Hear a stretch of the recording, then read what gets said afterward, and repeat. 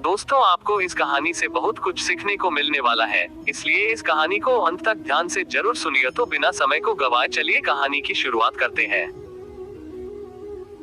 दोस्तों, इस कहानी की शुरुआत होती है एक बिजनेसमैन से, जो अपने बिजनेस को लेकर काफी चिंता किया करता था कि क्या होगा आगे आने वाले कल में और कैसे काम आगे बढ़ेगा और उनके इस व्यवसाय को उनका बच्चा संभाल पाएगा या नहीं।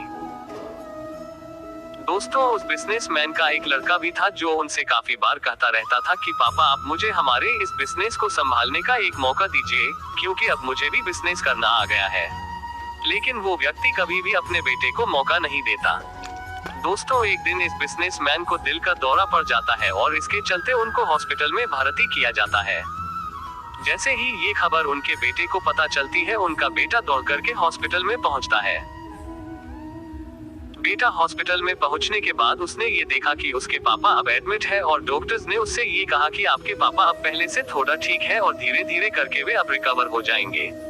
फिर उस लड़के ने अपने एक दोस्त को कॉल करके वहां पर बुला लिया।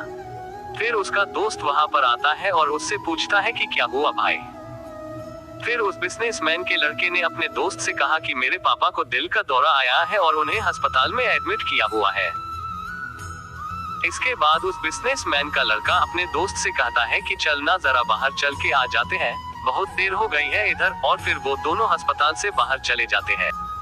जब वो दोनों अस्पताल से बाहर निकले तब उनको एक आइसक्रीम वाला दिखाई देता है। फिर उस बिजनेसमैन के लड़के ने अपने दोस्त से कहा है कि भाई आ जाओ आइसक्रीम खाते हैं। ये बात सुनकर उसका दोस्त थोड़ा चौंकता है और मन ही मन कहता है कि अरे ये क्या पागलपन है, पापा अंदर भर्ती है और ये यहाँ पर आइसक्रीम खाने की सोच रहा है।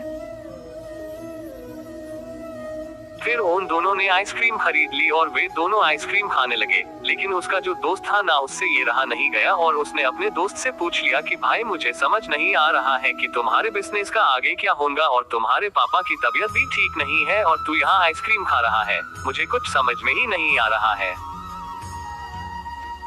फिर ये जो बिजनेसमैन का लड़का था ना, और उसने जो बात कही उसे आप ध्यान से पढ़िएगा।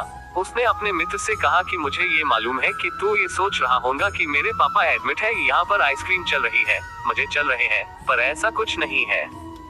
मैं भगवान श्री कृष्ण का बहुत बड़ा भक्त हूँ और उनकी दो बातें हमेशा अपनी जिंदगी में याद रखता हूँ।